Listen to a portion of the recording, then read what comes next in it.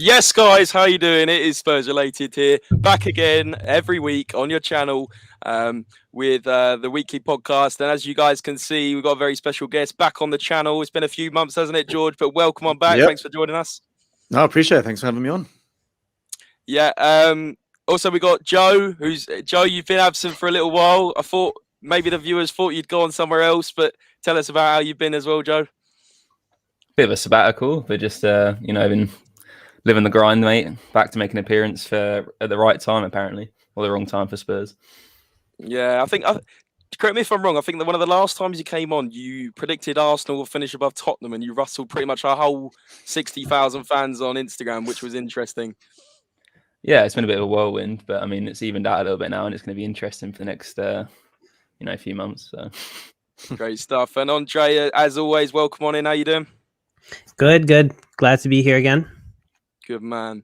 Well, guys, our schedule for today, our agenda in terms of what we were going to talk about was very much against, obviously, the performance against Norwich, the look ahead to tomorrow's game, and then all of a sudden, over the last 24 hours, everything has gone wrong at Tottenham in terms of obviously COVID. 8 or 9 players have got COVID, 5 staff members. It's absolute carnage, including first team players. No one knows exactly who the players are, but Kante confirmed today that one of the players he was going to start tomorrow has got COVID and got tested literally this morning after training. I'm going to start with you, George. Where do we start? I mean, what is going on other than absolute nightmare? I think it's just as unlucky as we can get, to be honest with you. I mean, I think everyone started to feel good about the results, where there's progress week in, week out, and it's looking forward to just kind of getting the next game coming, especially with the fact that Brighton are supposedly missing 8 players through to injuries and suspensions. I think they don't have any centre backs available and things like that. So it would have been a good time to capitalize on their form in the league. And again, we've been struck with this, which looks like means it's going to be suspended on Sunday, and probably should, to be honest with you, because like Kante was saying in the press conference earlier, like you said as well, the player that was negative yesterday ended up testing positive after training today, which then means who knows, they might have spread it onto someone else that was in training today, and it's just going to keep snowballing. So realistically, I think the best thing for the team to do is just to try and postpone all the games possible and hopefully come out all right next week to carry on. Yeah, absolutely. I mean, like you said, the fact that someone's tested positive, gone through the whole of training today, close quarters combat. What am I talking about? I'm talking about Call of Duty, but close quarters in terms of in terms of everyone bundled together in training. Then suddenly someone's got COVID. I mean, Kante looked absolutely shocked, scared, devastated. Yeah. I thought he was going to cry. But the thing is, joking aside, he could have COVID himself, and he's just gone to the press conference. It is worrying. It really is worrying, and I don't want to know how many more are going to get it, because it seems like from what he was saying, it's one player literally a day, if not more. And goodness knows what our lineup's going to look like tomorrow. I don't think anyone knows. I don't think anyone knows at all. Joe, tell us a little bit more about the situation. I know you probably covered this today in your journalism. What is going on, and other than the obviously all the numbers that are stacking up, but can tomorrow's game get cancelled, or is it mainly Sundays? It's more Sundays, but they're obviously going to judge that after Thursday. Tomorrow's game is difficult because there's different regulations for the European games compared to the domestic ones, and every game has to be played in the group stage before the end of the calendar year. And because of how stacked the fixture schedule is, it's just no time to even play it. And there's a certain amount of players you got to have fit and able to play, and if they can, then they'll field them. But it could get to a point if Tottenham can just forfeit the game, they might have to take the loss in this one. Which means you'd be out of the Conference League, which, I mean, I don't know if it was in your hands anyway, but obviously I think you care about the Premier League more. Sunday's probably going to get postponed, and then it's a difficult one because out of your control as well. Burnley got called off for weather, so you've got 2 fixtures now stacked up. Obviously health and all the rest of it comes first with COVID, but it's really inconvenient for you to fall behind the pace of everyone else. Yeah, absolutely. And in terms of an open-ended question for anyone, really, would you guys be devastated going out the Conference League, or do you think it's maybe a blessing in disguise that we can focus on the league and FA Cup and League Cup? What do you guys think? I'd rather we get bantered for winning than bantered for going out. But I think we kind of dug ourselves into a hole right now, because ideally we should be at the top of this group, in which case possibly forfeiting this game for the safety of the players and the opposing team wouldn't be so much of a problem. But right now, if we don't get the right results, we're gone, and that's not acceptable. Exactly that. George, what do you think in terms of, obviously everyone looked at the group when we started, Ren probably the best team out of the three, Mura and Vitesse. When you saw that group, were you expecting pretty much full points? Pretty much. I mean, to be honest with you, I didn't expect Rennes to be doing as well as they have been, because I think they've actually been doing pretty well in the French league as well. So they're obviously a better side than I originally thought, because realistically, I thought it was just us and Roma that would kind of like spearhead the whole competition, really. But it's these sort of like the result against Moore and situation like that, which just never, ever, ever should have happened. Like those are the games we definitely should have won. Rennes, I can forgive losing points to them. But like Andrea said, we should definitely have been at the top of this table, regardless of this situation. And now, I mean, at the end of the day, like it is one of them ones where we can't pick and choose what trophies to win. And I would want us to win the Europa Conference League, but at least we have a good excuse now as to why we've been knocked out. It's not just because we're bad; it's because no, they didn't let us play. We would have gone through otherwise. But the thing is, really, like you said, it is kind of an excuse, but at the same time, even if we won tomorrow, we're still relying on Vitesse not scoring a ridiculous amount of goals against Mura, which, I mean, could have easily happened. We should have scored a ridiculous amount of goals against Mura, and we did in the home leg. But I mean, George? Would you say that is the most embarrassing defeat in the last 5 years at Tottenham?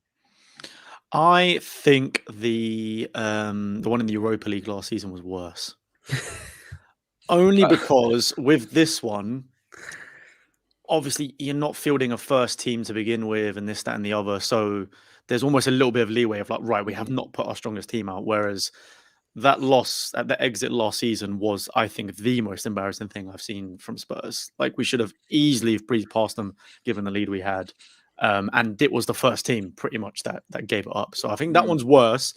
But this one being, I think Amura the least ranked, or like the lowest ranked team in the competition as well, in the third tier European competition. So yeah, it is also a very, very, very poor result. I think my brain most blocked embarrassing that out. result of Conte's career, and it was 4 games into his Tottenham reign. Jesus, that says everything, really. Yeah, I think my brain blocked out that Europa League game, because as soon as you reminded me, I was like, "Wow, right? That's a thing that happened." I think Dynamo Zagreb are probably a better team than Mura, but I completely get what you're saying. Like the whole starting 11 was going out to get to the the quarterfinals, and it's just a shocker, isn't it? It really was. Like I had to. Joe Hart thought you were through. that was quite poor from his management there. Well done, lads. Getting knocked out. Horrendous, absolutely horrendous. I mean, where do we go from here in terms of? Obviously, Sunday will probably be cancelled, like we said. Tomorrow will go ahead. We're probably going to be playing a lot of youth players by the sounds of things. And then we got a busy Christmas schedule. I mean, we've literally got how many games? Like another 9 games in 30 days. It's just mental. So we need those players back as soon as possible. But the thing that worries me is we don't know who it is yet. We have no idea who it is. I'm guessing it's quite a few first-team players. And then a lot it could of people be more. Managed to work it out from the training today who was out, and it's there was no Son, no Lucas, no Ben Davis. We don't know about Region because obviously he's injured anyway. But so maybe he has, maybe he hasn't, maybe he's just injured. But then obviously Emerson and Brian Hill, from their illness last week, was testing positive for COVID, and Skip as well wasn't there. So we're missing I'd say 5 like proper first team players, and then obviously a few of the others as well. So horrendous. 4 best players from the Norwich game, then basically. Yeah, pretty much. Yeah, our match winners are all out. I think they celebrated together too much in the huddle after. Yeah, that's what we get for scoring. Great. Yeah. Finally score some goals. Everyone gets COVID. Fantastic. Unbelievable. Yeah, Son, Lucas, and Skip. That does not sound ideal at all. Could it again? I don't like to. I'm trying to get a positive out of this. Do we think it's a good thing that it's getting them out of the way? Because obviously it's going to be much busier, and hopefully they'll be back in a week. Or, I mean, the most ideal thing is to be none of them to get it. But unfortunately, by the sounds of how this variant is going, it's spreading quite quickly. So, do we think it's potentially a good thing and it's getting it out of the way? I don't know. I'm trying to think of any positive out of this. No. Is Joe no? Especially there's such a high rate of the long COVID and all the after effects people can get. Obviously they're very That's fit, true. and the fittest people you can get. But when it's a respiratory issue and it's all about fitness, you never know how it's going to go down the line. Yeah, very true. Very true. I think at least we got some games that can probably be scheduled for after the new year when Kante has brought in some new players. So that could be something. When hopefully Conte's brought in some new players, because let's not be around the bush. Daniel Levy might just give him the funds for one player. Apparently, he's been promised like over 100 million, but let's see. It's January at the end of the day. I think it depends massively on who we can sell as well. I think we're trying to offload quite a few players, but I think most of them in January are going to be loans out, which is going to well, we all know we need to sign some quality players. But I think I guess then the only benefit of going out of this competition would be that we can then replay the Burnley and the Brighton games on a Thursday at some point in February. I think would be the time. So that's probably the only good way of looking at it from what I can see. Absolutely. George, that brings me on to the next subject. In terms of offloading in January, as we know, we need to offload players. That was no secret from when Conte joined. The likes of Dele Alli, Bergwijn, it was Ben Davies being linked with going, Doherty. Who out of the squad at the moment would you not be sad to see go, or do you want to be offloaded? For me, I think it's about kind of the areas we need to improve the most, kind of determines who we need to shift on the most, if that makes sense. So I feel like for me, centre-back, specifically left centre-back, and a central midfielder are crucial. I think like Alexander said in the chat as well, I think Dele, for me, is someone that I wouldn't mind moving on at this point. I think a player that's had 3 or 4 managers now that have all questioned his commitment to the team. We all want him to resurge and be the player he was. Just doesn't seem like it's going to happen. And at this point, I think it's actually beneficial for him to look for a move elsewhere and just start fresh, whether that be a Newcastle or Wolves. Those are the sort of teams I can see him going to.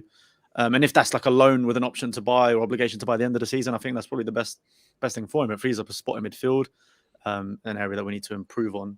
And I think as well as Davis and Dyer have been this season so far, if we're aiming for Champions League or even past that next season, because we all know Conte wants to win the Prem, no matter what club he's at. So realistically, if we are aiming for those sort of places, we have to improve those positions. We're not going to get there with the likes of Dyer and Davis, no matter how well they've been so far this season. So I think for me, the likes of maybe Sanchez, Doherty, Dele,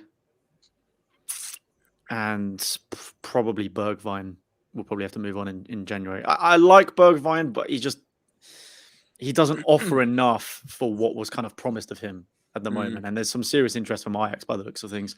So I think we're kind of in a way best to cut our losses with him and then sort of get a forward that Conte trusts and he wants to get into the team. Absolutely. Yeah, I can agree more. Dele Alli, from what you said at the start there, Dele Alli, everyone's wanted him to be the player he was in 2016. But I mean, let's be honest. We've said this for the last 3 seasons. Like, Dele might come good now. Dele might come good now. Like, we're going to be saying it till he's 30. I think it's time to get rid of him. We might be able to cash in some money on him. At one point, if you remember, Real Madrid were linked with him when he was exploding onto the scene. Now, you'd be lucky if Ibar go for him. Like, it's unbelievable. The decline. Alex Sinner again says, Ndombele just doesn't fit the system with the money we can get Vlahovic and Sabolowski. Thoughts on those 2 players, George? Are you a fan of Vlahovic? Vlahovic, I've been on to him since day one. I would love him. I think he seems like either the perfect future replacement of Kane, or even just a striker to have alongside him or compete at the moment because he's only, I think 21, 22 years old. Mm. A lot of questions as to whether it was sort of a one-season wonder last year with the numbers he put in for Fiorentina. But again, he's just kind of hit the ground running with them this year. And he kind of has all of the sort of characteristics and the ability that would be a great striker, especially in the sort of system we're playing in now. So yeah, I think whatever we can do to get him to beat the likes of Arsenal, I think Liverpool potentially were getting involved as well. I think we need to do it. It's going to cost a lot, but we should try and go for him in January if we can. But yeah, like Alexander said as well, it does depend on if we can get some cash from players from our squad. Definitely, 100%. And Joe, what are your thoughts on Vlahovic? I think he's a baller, to be honest. Like, I've Baller. seen a lot of him and he looks really good, and he's even scoring for the national team. So it's not as if he's like, you know, just doing it for Fiorentina against Italian farmers and stuff. But I've actually heard as well, like, he has zero interest in going to Arsenal. I saw that today as well. I was so happy when I read that. Unbelievable. It kind of begs the question then, is that just a pure like Arsenal hatred there, or is that a North London thing? But in terms of like other links, I've seen like Liverpool and stuff, like he does not fit Liverpool's like kind of category for a striker. He wouldn't go there. So I think Tottenham would actually be the front runners for it. It would cost a lot. Depends if he's like up for it and stuff. But yeah, I mean, if you can get him, you've just got to go for him. He's a serious baller. I rate him. And, I think that Hungarian dude that Alex said about in the chat for Leipzig as well. Class. I think he only just signed technically last year, right? So I feel like it would be a lot harder to sign him. Although he did look good yesterday against City, mind. It was really good. Yeah, he scored, didn't he? Yeah, I think he did. Is Spurs or City or Juve the only clubs that have been linked? That's the other one I've heard. Juventus. I think City's probably going to be the bigger issue. I think Juve, obviously, we all know a lot of Italian teams are struggling financially, and I think. Was it the Fiorentina president? Someone has come out and basically saying that it's going to be difficult for him to go to Juve. Like, they're not going to want to sell him to rivals either. So they'll prioritize Spurs and City over it. And I think if City don't go for Haaland, then we could, or Kane again, we could have issues. But I to be honest with you, I genuinely think we're front runners now that we have Kante as our manager. And Paratici, of course, you know, exactly. the negotiator in Italy. And you took the words from my mouth there, George. I was going to say I think Man City will go for Haaland over Vlahovic in the summer. I think Haaland's obviously he's technically cheaper as well with his release clause, if I'm not mistaken. 60 something. I want to say 60 something mil, I think. So it makes so much more sense to go Haaland. Yeah, like Haaland's going to be bought in the summer. Let's be honest. Whether he goes to Man City, Real Madrid, I mean, it's got to be Man City as the front runners for Haaland, surely. I think so. Surely. I mean, and then where does Kane go? Because if Man City got Kane in the summer, maybe they wouldn't have gone for Haaland this summer. But that's what I think. The ship has sailed for Kane. If I'm being honest, with City anyway. I think the summer was his chance to go. I think if you're looking at it, he's going to be 29 next year when it comes around. We've already seen he's struggling a bit this year. It does not make sense for Man City to go back for Kane next year unless it was something ridiculous like they had to meet an English quota. That's like the only reason why they would go for him over Haaland. But yeah, I can't see them not going for Haaland over Kane at the moment. And then where else does Kane go? Maybe Kane goes to Real Madrid, but will he want to leave the Prem, knowing how badly he wants to beat Shearer's numbers and stuff? So I think Kane's staying at Spurs, if I'm being honest with you. Yeah, at the moment. What is going on with Harry Kane? One goal in, is it 15 Premier League games now? I mean, it's the chip against Newcastle, wasn't it? And he went close against Norwich. He had a few good efforts, and Tim Krul was in good form. But I mean, he's just not on it, is he? Yeah, I tell you what I will say is, and I've said this yesterday as well when I was on a stream. I have seen improvements from him in the last few games. He definitely looks like he wants to play under Kante. He's getting into the right position and actually getting involved in attacks. Like we saw his, was it the Brentford game, his pass through to Reguilon, which allowed the Son goal. There was another pass as well in was it the Leeds game? Which was the one, there's one of them where he like sprayed it across from the center of the pitch forward. So he is playing well, he is playing better, but for his biggest and best attribute, which is his shooting, is the bit that's been off recently. Like you said, I mean, Krul made a good save, but there was a couple of times where Kane on his left foot just straight at defenders, straight at the goalkeepers, even hitting the side netting. Like normally you'd say 99% of the times he would bury all of these opportunities. Like you would have definitely said that last year. Whereas it must be some sort of confidence issue with his finishing. But I do see him getting better, but we need to start seeing the goals. Agreed. That's a big thing now. We have to see the goals. I agree. His passing doesn't seem to have slacked. No, not at all. I would say his pace, as I went to the game with Joe on Thursday night against Brentford, he looks slower than normal. And I know he wasn't a quick player anyway, but does anyone agree with me when he seems like he's tired when he runs? He doesn't really accelerate. And I know, like I said, he's not a quick player, but I don't know if anyone else agrees with me. He just doesn't seem to even look like he's going to get past one player. He just almost needs to pass before that. No, to be fair, and I noticed that quite a bit in Norwich. Whenever we were on the attack with our wing backs or whatever, you would see Sonny darting in, you would see Lucas darting in, and Kane would almost kind of just jog his way to the edge of the area. Floating, yeah. I don't know if it's maybe a tactical plan where it's like, look, if the ball comes back out, then you've got a chance to shoot or whatever. But you're right, he doesn't seem to necessarily, really attack the box at the moment. Agreed. Don't know why. Agreed. I think it's been a big thing. Sorry, Andre, you go. Oh, I was just gonna say, it seems like I'm getting the same vibes from when Eriksen was denied for him to leave, where it seems like he's playing and he's trying to do enough, but he's trying to avoid getting injured in case he moves. I agree with that to an extent, but I thought also the Eriksen one, he literally just was being stubborn. He didn't want to play anymore, did he? And he wanted to go to Inter Milan, and then it happened the next window.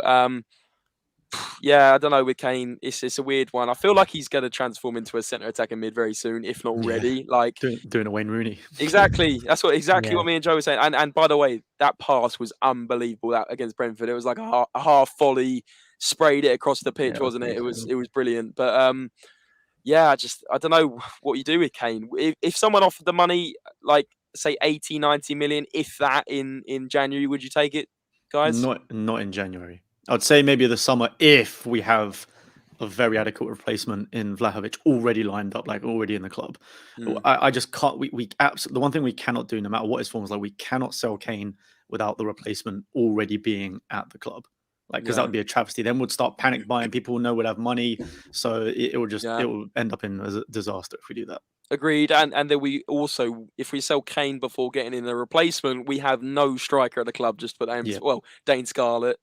He'll be probably 18 at that point, but not barely any experience. It's just unbelievable. I think we might see Dane Scarlett tomorrow, because from what you're saying, George, if Son's not available, I can't see Kane playing 90 minutes, and then although there might be thoughts that by that point, the players won't be playing Sunday, so maybe the full focus will be on tomorrow. I guess we'll find out tomorrow, but yeah.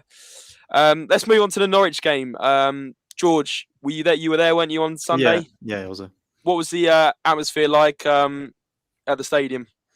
I think it was decent for a Norwich game, to be fair. I mean, look, the stadium since what game would it have been? There was a game I think a couple of seasons ago, or last season was it's kind of been dropping since then. Really, it's not like you're never going to have atmosphere throughout the whole game unless you're playing a rival or beating a rival. Say we didn't get to do that last year with like the likes of Arsenal because, of course, of COVID. So it's not great, but it definitely was better against Norwich, given the fact it was Norwich. Like I expected it to be silent the whole game. Obviously, chance of Antonio towards the end as well. Him clapping every stand, I thought was pretty good. And I think it's just there just seems to be a general feel good factor now that we've got Kante. So there doesn't seem to be as much stress as there was at the start of the season. Like no more boos, nothing like that. It doesn't seem to be hostile as it was a few weeks back. So all in all, it was decent. Yeah, spot on. Yeah, I've been quite a few times this season. I would agree. It never really gets going until like, ironically, Kante goes and cheers on the south stand to make some noise, or we score. I mean, the transition from White Hart Lane is a bit like, I don't like comparing it, but it's a bit like the Emirates. There's not really much atmosphere going on there either. Man City, that's the thing with these big stadiums. There's always going to be that, separation between the ones that want to sing and sort of the ones that are not fair weather fans, but the ones that don't sing or just are coming for one game. It's different, isn't it? It's just even down to like little things, right? So I remember back in obviously White Hart Lane, it was just people would stand during certain games. Like if it was a game, say against Chelsea or Arsenal, whatever, even in just normal seats, you'd stand the whole game. You'd get involved in chants. It was obviously a lot more like tight and knit. Whereas this game, because of the supposed regulations. I remember when we first went into the stadium, they were going to ban people season tickets for standing up and things like that, which little things like that just progressively just kill atmospheres. Because you're just there thinking, all right, well, I've just got to sit here and watch a game of football sort of thing. So yeah, it's a little bit frustrating, but I still think we do better than most large stadiums, I'd say. Yeah, agreed. And I think the game you were saying about a couple of seasons ago where it's kind of gone downhill, I'd say that Man City game in the Champions League was a very good atmosphere. Yeah. But yeah, I mean, it's just one of those, isn't it? It's kind of expected. Joe, I know a bit of a random one. Obviously, your first trip to the Tottenham Hotspur Stadium on Thursday, being obviously a Liverpool fan. What did you think of the stadium? You can't knock any of it, can you? It's just amazing. Like, I mean, I know Levy businessman and all the rest of it, but wow, he's built a bit of art. Like, he hasn't obviously built it, but I mean, it's amazing, to be fair. And I agree with what George said. I've been to quite a lot of like the bigger stadiums and around the country, and yours was the best noise especially for like a transition as well. I've been to see like West Ham, and that I think they've been hit the hardest going from Upton Park to the Olympic Stadium. It's just night and day, especially with like the track around it. You're so far away from the pitch. And yeah, the Emirates compared to Highbury, etc. But no, the stadium was unreal. I actually didn't think you played too well against Brentford, but you obviously got the result done. But no, it was good, and the Norwich one was a step up again, so I'm sure you're happy. Although I did think you were quite vulnerable. Like, there was 2 or 3 chances they almost scored, and they should have done. Like, any better team. Yeah, straight at Lloris, which I thought was if that was a better striker, we would be in trouble there. But and that Ida guy or Ida or whatever his name is should have scored as well, point blank. But he was poor the whole game, so kind of just showed the levels there, really. You can see why they're the lowest scoring team, can't you? Yeah. Josh Sargent had a chance as well. I mean, it could have been 3-3. Let's be honest, it really could have been. I didn't want to put the tone down, but obviously, you've been 2 clean sheets and stuff. I watched it and I was like, you got away with a few there. Like, could have been a very different game. But this is where we we need Romero back and new centre backs and whatever. And as great as, like we said, Davis had that game and he's been better. Like, let's be real, when he's going to come up against top class forwards, we are going to struggle. So I think we definitely need to improve those positions. Yeah, absolutely. I couldn't agree more. Andre, who were your standout performers against Norwich? Well, I actually think Lucas Moura, that goal that he made, stole the show. Beautiful. Unbelievable goal. I really hope that he keeps those performances going. Kante had a good point when he said that you would expect more goals out of him per season in like his highest moments in the season. You would think that would be the case, but he tends to drop off a bit. So I'm holding out. I hope he keeps it going, because he has moments of brilliance and then he just kind of doesn't do much for a little bit. Agreed. I would say Lucas Moura has been, I want to say, our best player this season so far. He's just he's the most consistent, in my opinion. I know what you're saying, Andre. I think some games he just does die off, but I think in terms of consistency and mixed with performances, I'd say Lucas Moura has been the best, and he looks like our player that gives the most energy and passion every game as well. I don't know if anyone agrees, but he adds value in a different way. He may not score every game. Obviously, that goal was unbelievable. He may not, create everything, but he just has that quick turn of pace in midfield, will drive the team forward. The crowd goes wild. Like, he just kind of makes stuff happen. He brings the team up, and it's just he's that one player that connects. Like, I hear the boos and stuff, and you constantly play on the back, play to the keeper, play this, and that's how football is now in the modern day. It kind of, compared to how it was, not the same, but people always complain, "Oh, go forward, go forward." You make one mistake, and in this day and age, that's when you concede. But he's the guy that will just, flick a switch, turn, drive, and he's been pretty ruthless with that recently. And obviously, that goal, you do it enough times, and you're going to get one. But it's unreal. I keep watching that goal. Yeah, it's unbelievable. Just the way, like literally, tapped it on, ran round the player, did it twice, passed it on. Yeah, just he literally ran them ragged. And it reminded me of his second goal against Ajax in the semi-final. It was a similar sort of thing where he kind of did that turn. Obviously, this one was top bins this time, but it was the same sort of thing. Shimmied around a few players, turned and hit a beautiful strike. So he definitely has it in him. He just like Kante was saying and stuff, like, he just needs that consistency of goals. Like, at the end of the day, especially since a lot of our attacks are going to come through our wing backs now. we need the players that are arriving in the box. So Son, Kane, Lucas, we need them to score a lot more now. If his numbers carry on going like the way they are, then it'd be great. But we'll have to see. Definitely. Do you think it will continue, George? Lucas? It's a tough one for me. I think that right wing spot is definitely up for grabs, in my opinion. I think that's definitely a spot that we could potentially look at. Maybe not January, but in the summer. I think, again, like I was saying, like I personally don't understand why everyone was going against Gareth Bale last year, because I think it was more the fact that he wasn't getting necessarily the game time. When he did play, he offered a goal and an assist pretty much every game. Like, his numbers were ridiculous. And that's the sort of thing we need from that right wing position. Okay, under Kante, we probably need a player like that that's going to offer more off the ball as well, which I don't think Bale necessarily offered.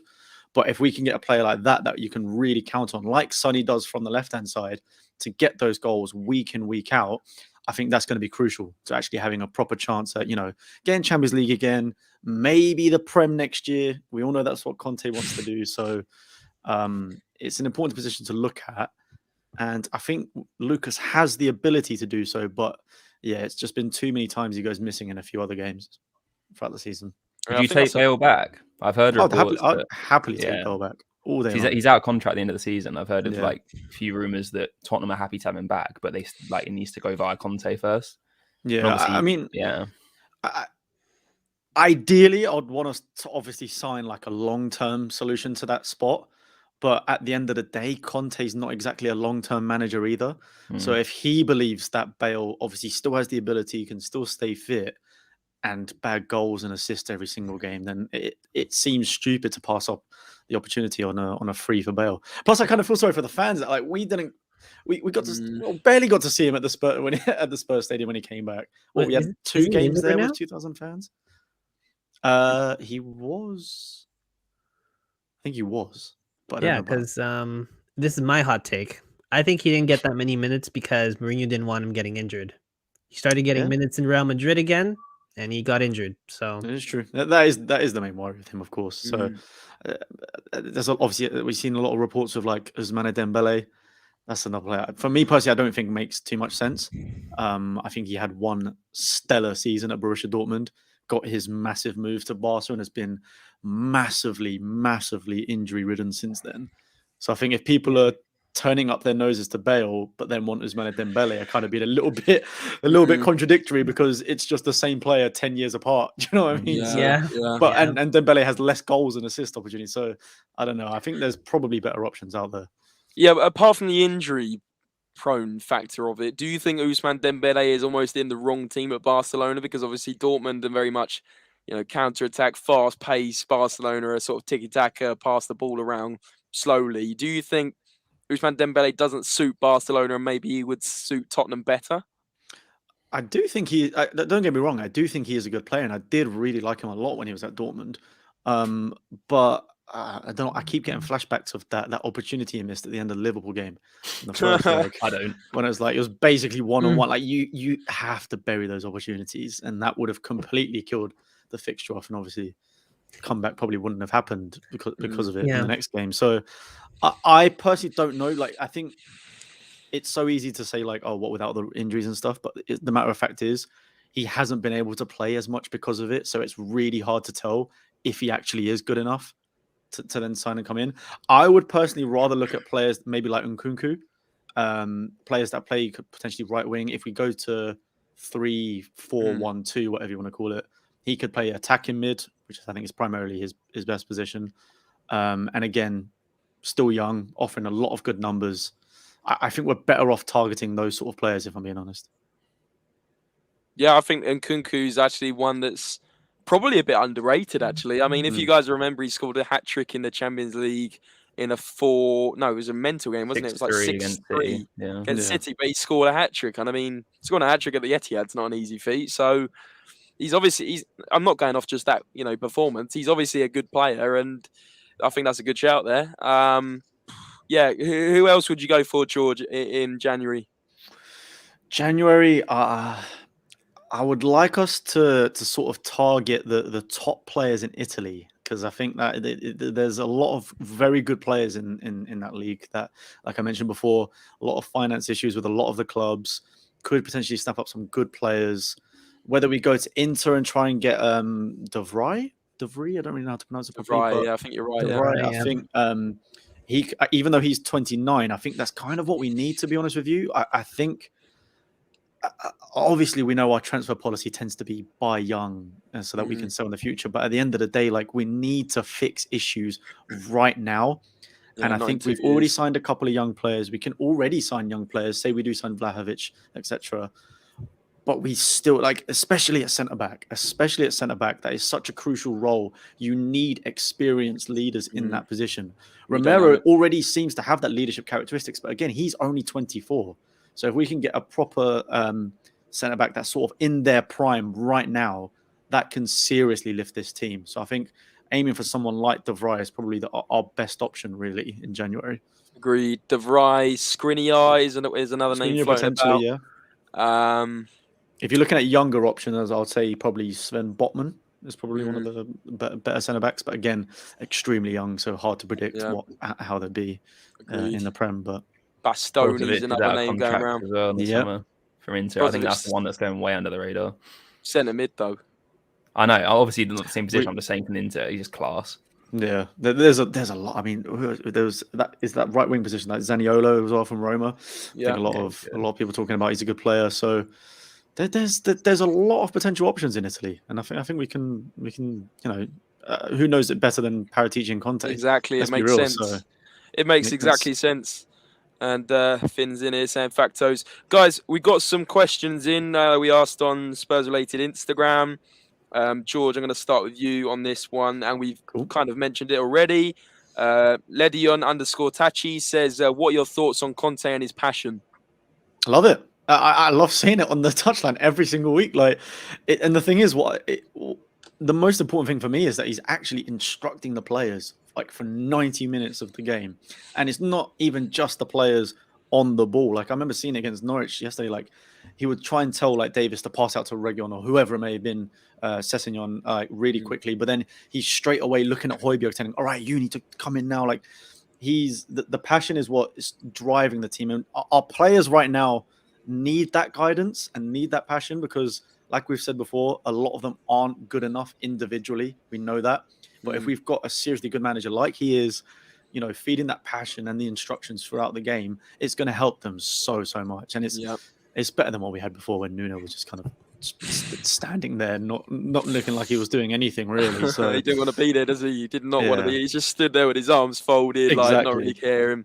And let's be real, like the atmosphere has obviously been very toxic at Spurs before the Kante signing, and I think we kind of needed someone to sort of bring the love back, like, to the team for the fans. So yeah, can't go wrong. Yeah, I agree. Like I said on Thursday, I found myself after the game watching Kante, not the game. I was watching what his actions. Kante cam is the best thing Spurs have ever made. It's unbelievable. Watch it every single week. It's all game though. It's literally he doesn't sit non-stop. down. He comes out his technical area. I'm sure we'll see a couple of yellow cards for Kante this year as well. I mean, he should put his name on the bloody team sheet. I've seen him on the pitch more than some of the players. So. Yeah, agreed. Yeah, agreed. I was joking with you, wasn't I? You said about him instructing players all the time. Brentford had a throw like within 20 yards of their own goal, and he's barking at like three centre halves to move around for a throw in. And I said, I was like, that's a bit over the top. But obviously, it's got to be done from top to bottom. It's definitely. Yeah, play. And 3-0 up. He's still going mental at the players. Good. The amount of times we've sat on like a 1-0 lead and it's West Ham 3-0. Many games. Like, exactly. You can't take any sort of. And I'm sort of, as a Liverpool fan, would point out, you can't take any sort of result for granted. Like, this is football. Any comebacks happen. So just kill the games, man. That's how Man City are so dominant. They just kill every single Pep's team the same, they isn't come he? up against. Pep doesn't stop even at 5-0.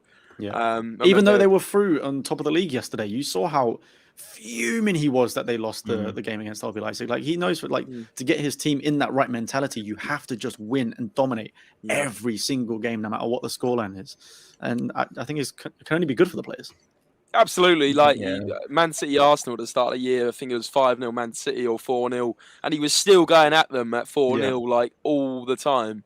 And I remember the commentator like saying, "Oh, wow, he's not content." And I'm thinking, good, because like you want to see Arsenal get stuffed 8-0, and you want your team to also do absolutely unbelievably well. So just How keep it going. competitive the league is as well. I know it's a silly thing, but like even the goal difference is so important, and like Good you'll see point. like how the numbers at Liverpool and City, like they're going toe to toe for it, and that mentality is like if you can instill that regardless of what point in the game it is, and what's at stake, it's good. Do you remember when Germany beat Brazil 7-1 when they conceded that last minute goal? They were furious. Yeah, they were 7-0 up. Like that mentality is what you need, and obviously they won. So 100%. I mean, was it a couple of seasons ago? Liverpool, Man City, one point between them for the league, and like you said, if it was even, then that goal difference is huge. So yeah, I'm happy that he's getting the right mentality in the club.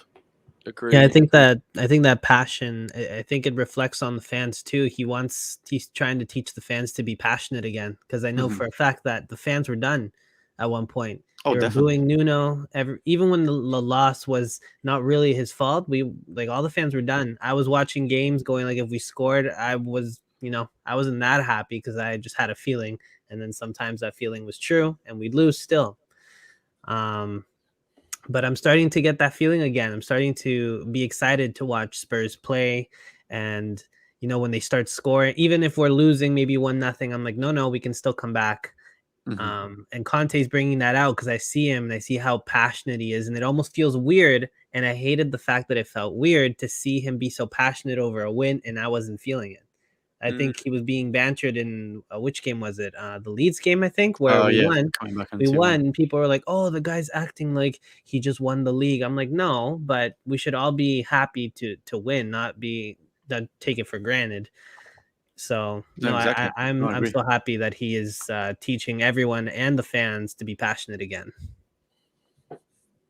Agreed. Yeah, and it's what we need. Like, we've literally gone from one extreme to the other. Like, Nuno, like we're saying, the most dull, unenergetic, like, character, to Kante, who literally doesn't stop. And that was the other thing I was meant to mention. Joe and me were at the game on Thursday, and we were watching the warm-up, and Steven Bergwijn, Dele Alli, and Tanga and Ndombele were literally, when they do the, open the gate, close the gate warm up, they're literally doing the most half-hearted effort, and like almost like, when the player pretends to jog, but they're actually walking. And it's like, that just sums up their mentality. All three of them at the moment, they do not care. They're getting their thousands of pounds a week, and they're pissing off. And we do not need that. And here we go. We've got Nuno in here himself, making the fans proud. That's the Tottenham DNA. Big yourself up, Nuno. We definitely don't miss you, mate. No, but big yourself up for joining. Yeah, right. Another question. And I'm going to go round the room. I'm going to go from right to left. So we'll go Joe, Andre, and then George. Joe, where will Tottenham finish this season? And that is from THFC Insta, a.k.a. Finn in the chat. I can't remember why I put him in my predictions now. I still think he'll finish by Arsenal. I'm sorry to say that again. No, I'm sick. I'm not going back on my word. I'm sorry. I'm confident with it. I can't remember why I said you finish. I think it was sixth or seventh. Sixth. Even with Kante, you didn't know Kante was in charge at that point. Yeah, but you can only have the tools you got to put in front of you. Okay. Yeah. Sorry. Why do we get him back on? Anyway, Andre, 647, please say higher than that. What I think Spurs will, honestly, I want to say that we're going to finish fourth. Okay. I get some of my friends banter me when I think highly, like higher than what most people think, but I think that's the only way that if your aspirations are high, that if you aim for high, then you're more likely to get there than if you aim for average. So, okay, fourth. George, your turn. I mean, I'd love to say fourth as well. I think definitely before Kante, I would have said absolutely not. I think I predict us to come fifth or sixth because, I mean, to be fair, at the start of the season, I thought no one was going to come close to Liverpool, City, Chelsea, and Man United. Obviously, Man United have been woeful, and I think Ralph Rangnick's an unbelievable signing for them. So that could start going well for them again. However, they're sort of similar to us, where they've still got issues in their team that they need to sort out. So I think that fourth spot is definitely up for grabs. Leicester look wildly inconsistent this year, wildly inconsistent. and they tend to bottle it as much as we do. So really, I think it will be between us, United, and with the way they're going, West Ham for that 4th spot. To be honest with you. Yeah. That's what I was about to say. You're all sleeping on West Ham. Like, No, I think like I Nah, want them to I'm fall not. apart so badly, but they just Yeah. seem to be doing well every week. So fair obviously credit to my David my Moyes. prediction's not gone down well, but I mean, top 3 picks itself in whatever order you want to Yeah, say. yeah, But that's yeah. what it is. So that 4th spot is so much competition for it. And 100%. I mean, I don't think what I'm saying, the 6th is too much out of the equation. I'm sorry to put a dampener and add a bit of realism to the podcast, but like, I just can't see it, in my It's opinion. all right. When we sign Vlahovic and Skriniar and whatever and Brozovic and whatever in January, and then we win the league. Be like Chelsea of Conte by the league then. Yeah, perfect. I'll take it. Yeah. That shade that was thrown, add a bit of realism. Okay, I heard that. I like that. I'm not I letting like that pass. West Oh, Ham happy have a thin squad and they're not getting top 4. Honestly, I wouldn't be surprised if West Ham get top 4. The way they're going, and do you know what it reminds me of? David Moyes has got West Ham going like he got that Everton team going. You know, not the best squad, a few decent players, you know, here and there. Obviously, they've got Declan Rice. I don't like San Antonio as a good player because I just really can't stand the guy. But they have some really, you know, decent players, but they haven't got world-class players, have they? But they're playing as a team. He's got them going. It's reminding me of that Everton team where they did finish 4th or 5th a few times in the 2000s. I don't write off West Ham getting top 4. I really don't. I mean, they beat Chelsea at the weekend 3-2. Beat Liverpool as well. That was their only loss. Beat Liverpool. Beat Yeah. Chelsea. I know it was in the Carabao Cup, but they beat United at Old Trafford, which is obviously a big result anyway. I think like, look, I was also questioning the fact that look, they've got Europa League now. Are they going to be able to handle it? But look, they've won pretty much every game midweek and then done well on the weekend. So they've managed to keep players like Antonio fit, which was obviously going to be was a big issue for West Ham because he has been injured a few times beforehand. But yeah, I think that they're doing well. I hate to say it, but hopefully they find a dip in form sometime soon. Yeah, or some injuries. Nuno said Zuma and Ogbonna are injured. I mean, we're going to get the COVID thing again. Let's be honest. Like, all teams are going to be struck by COVID at some point this season. With this new outbreak, we're already seeing the start of it. Spurs have got it. Chelsea have got signs of it. Who else did you say, Joe? Was it Fulham? No, Leicester have had an outbreak. Leicester. I mean, we've got Leicester next Thursday. So I think I think Brentford were quite lucky that it was only Tony that was positive recently as well. That could have easily have spread to the whole team if they weren't careful. So yeah, right, correct. And we've got Leicester next Thursday. So if Leicester get more of an outbreak, then maybe we're not playing Premier League football for a good 10 days. Yeah. So who knows? Who knows? Yeah, like you said, we've got Burnley to catch up on. Probably going to be Brighton. You know, maybe that's a good thing because, like you said, we get January, we get the signings in, we do the rescheduling in February. Let's see. Next question is from Owen_Squire. I'm going to go and start with George this time and go the other way around. It's an interesting question, and it's one I feel quite strongly on, but I'm going to let George start. Opinions on Ryan Sessegnon? I was very, very close to giving up on. I pretty much had already, in a way, given up on him because when we first signed him, I was super excited because obviously he looked unreal at Fulham. He was unreal for the was it England under 21s at the time, maybe under 18s at the time, 21s. Yeah. He looked really good for them, and it was an exciting young player. And obviously with a 30 mil price tag, you expect him to be good, and the fact that he's getting so many injuries so young was a very big worry, and I kind of gave up on that. But when he came on for Region on Sunday, I actually thought he played pretty well. I think he was putting in some good crosses when he managed to make his way into the box. He was actually taking on defenders, which I haven't seen for a long time. That was sort of his best attribute at Fulham, was the fact that he had the confidence to take the sort of defenders on an attack. And when he came to Spurs, he kind of just lost that confidence totally. He just always seemed to maybe get the ball on the wing and then pass it back to midfielders or defenders.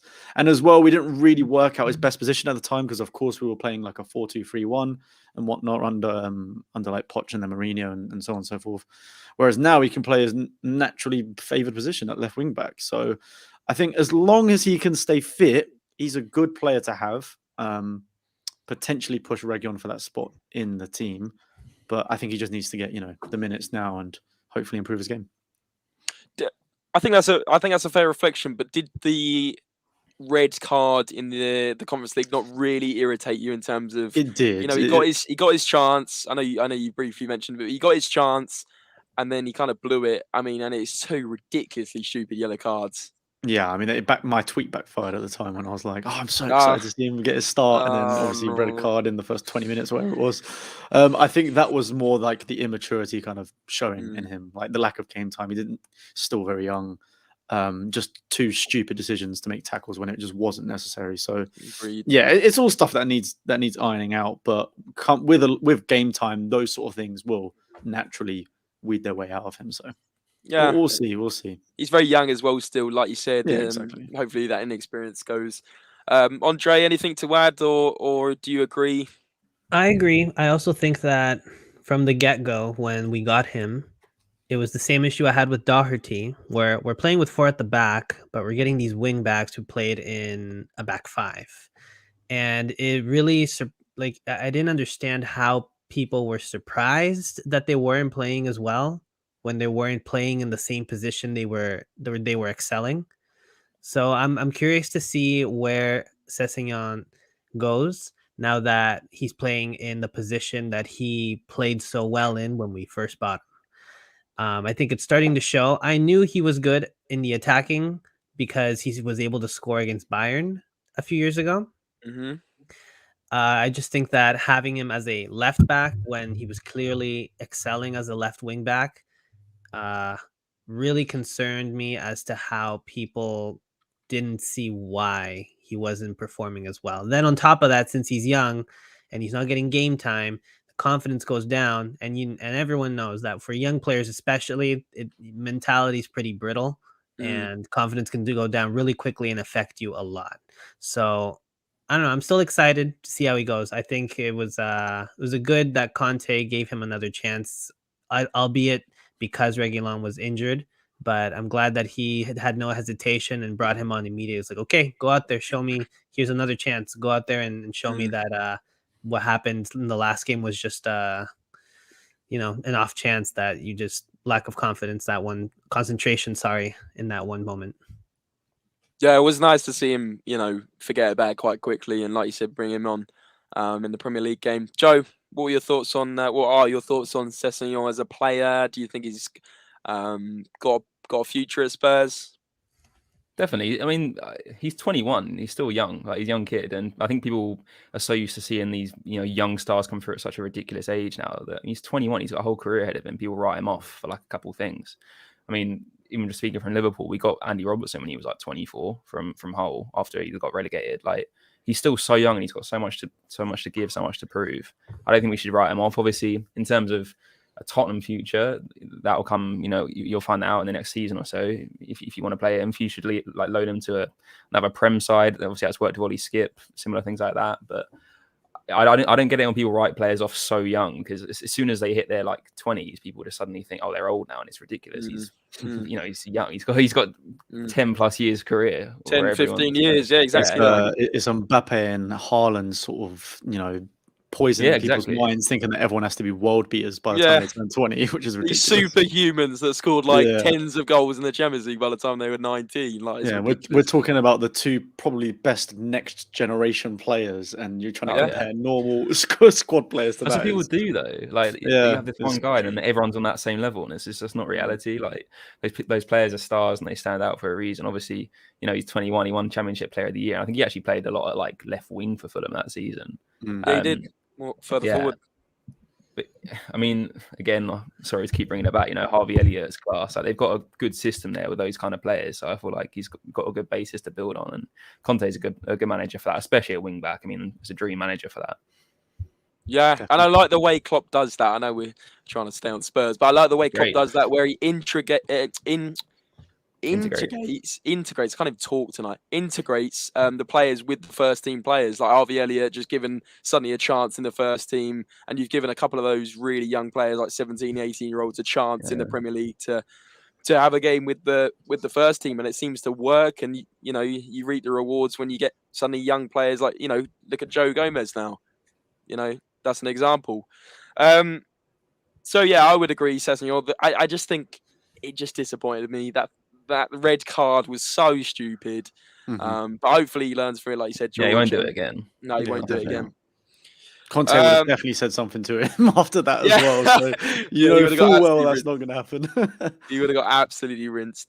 Let's go with one more question from the Instagram. We're going to go with _Parkis, and he says, sell or keep Kane?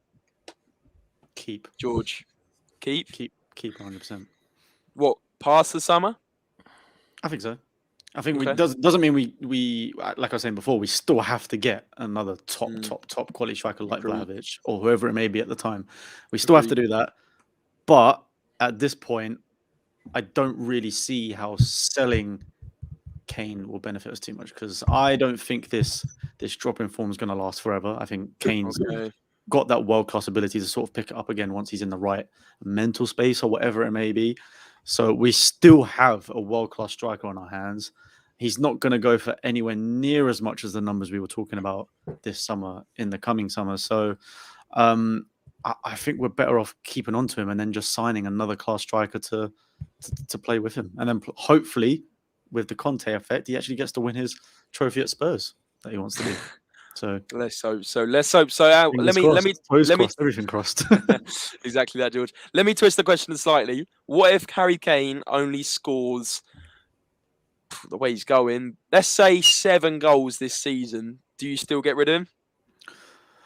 I think then it makes it a little bit more difficult to get rid of him, to be honest, because who's going to want to buy? Who's going to want to buy him? And partly injury-prone striker that only scored 7 this year.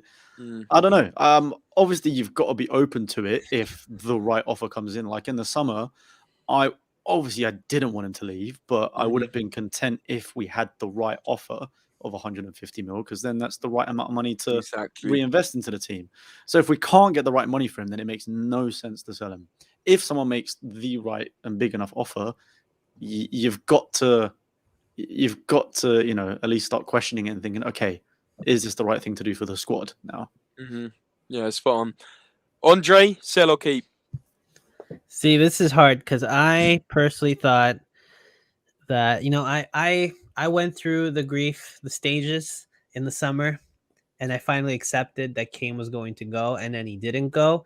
And that was it made me feel weird, because that's exactly what's happening here now, where I'm seeing Kane play and I'm like, yeah, you're not supposed to be here. You're supposed to be at Man City or something, and you're not really playing with that passion anymore. And I don't know if that's going to come back. I hope it does. If he doesn't score, I don't know. I personally think we should keep him now. There's no point. We're not really going to get the money we could have that Levy wanted, and it's even less likely now that we're going to. And unless he does the same crap he did with Eriksen, where instead of getting like 70 million for him in the summer, he sold him for 15, or I think it was Inter wanted to give him 15, but he stuck with 20, and he was super adamant. He's like, no, we are not getting less than 20. And then a year later, that screwed us over, because then when we wanted Skriniar and we wanted like 7 million less, Inter was like, yeah, well, you know what? You screwed us with Eriksen, so now we're not going to screw you. And it's true. So, true. Yeah. Very true. Joe, sell or keep Kane as a Definitely fan? keep. Everyone in the league, everyone in Europe would take Kane. Like, it's not a guy you want to just give up. Like, there's always a guarantee there. And I think one thing that some people are overlooking as well, like, the guy's just burnt out. Like, not only is Euros, it's the Euros. Like, look at the squad. There's some players that are thriving that have kicked on. Like Declan Rice has done wonders. Like, even Saka's playing well. But like Luke Shaw, there's like certain players that just haven't come back the same. And this is a guy that Sterling barely got minutes, and he was supposed to be England's player of the tournament. So. And Calvin Phillips hasn't been the same either, and even he got England's Player of the Year even.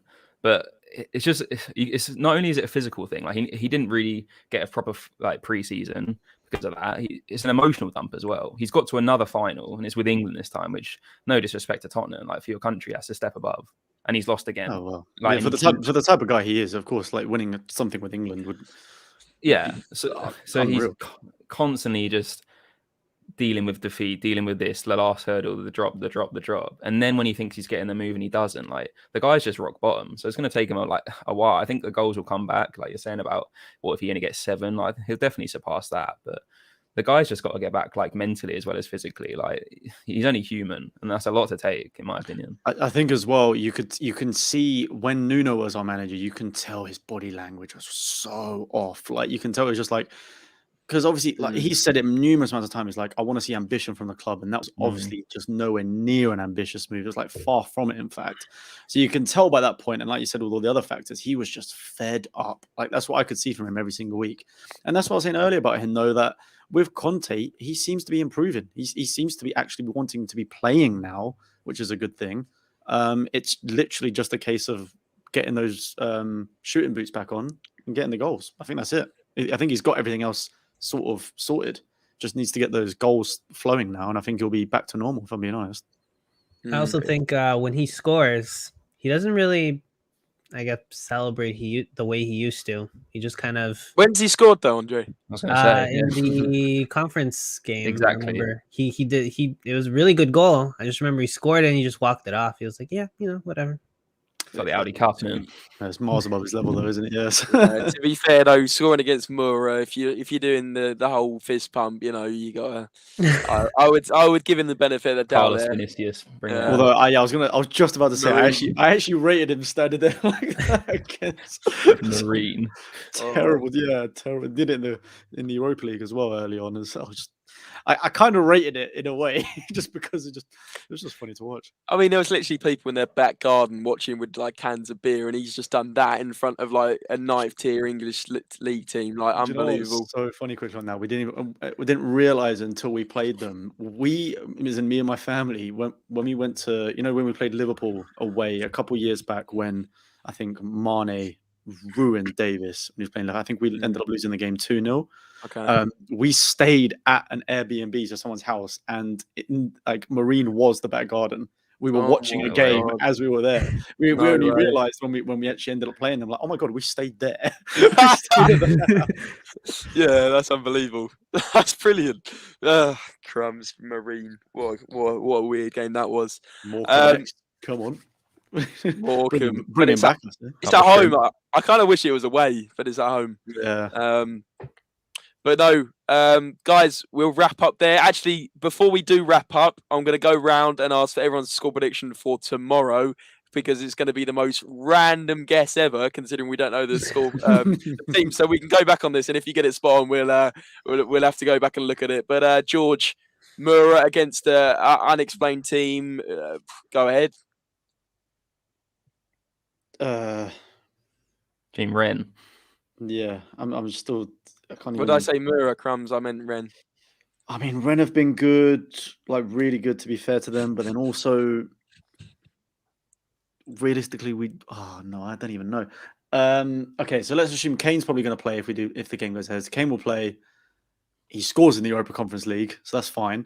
But then we're probably going to have some youngsters. The centre backs seem to be fine, apart from Ben Davis. I imagine it will be like Dyer, Rodon, Sanchez, or something like that. Maybe Tanganga there somewhere. We're at home. I would say 2-1 Spurs win. I don't know if that's going to be enough, though. Okay. Joe's judging. Archie's going 3-1 Kane, Brace, and Bergwijn 1. Bergwijn's might play as a striker, according to Conte. So we'll see what happens there. Well, that means maybe no goals. So. Yeah, that's true. Andre, go on then. So George has gone 2-1. What's your score prediction for tomorrow? I'm going to say we're going to tie 1-1. Oh, who brought this guy on? 1-1. You got to be optimistic. Hey, exactly what I was going to say. I am optimistic for the Premier League. I don't think that if we can't scrape a win with Moura, I don't think we're scraping one with this one. I think with some passion we can tie them. But I don't. Hey, if I'm wrong and they win, I'm not going to be upset. So prove me wrong, Spurs, please. Got you. Alex said 8-8, Davison 4 goals, Hill with 2 bicycle kicks, Kane stat pads 6 goal and 8 own goals by Galini. I think old fan base has lost their head by this point. Joe, go on. What score prediction? Yeah, I thought 1-1 as well. I think Ren will take the lead early because like slight organisation on a controversial one, but I just feel like with everything going on, there'd be an easy goal to give away. You'll come back into it, equalise and push and push and push, but like annoyingly just not quite get it. I just have a feeling it'll be 1-1. Sorry to break your heart. So we're not going to qualify for tomorrow, is what most people are thinking. And will we be sad about it, guys? We still could if really. Mura or Come on, Mura. or is it Vitesse? Sorry, yeah, Vitesse. Yeah, we need Mura to beat Vitesse. I think it's actually embarrassing. It's actually embarrassing, though. I know we're joking about it. I think just take the hit now. Like, yeah, I mean, look, I'm always going to be annoyed if we lose a game, especially because I'm gonna be there. Like, I'm never going to be happy about it. But at the end of the day, if we get knocked out, I'm not going to be too asked about it either. Like, just means that we can focus more on like FA Cup, League Cup, and the league. So, absolutely.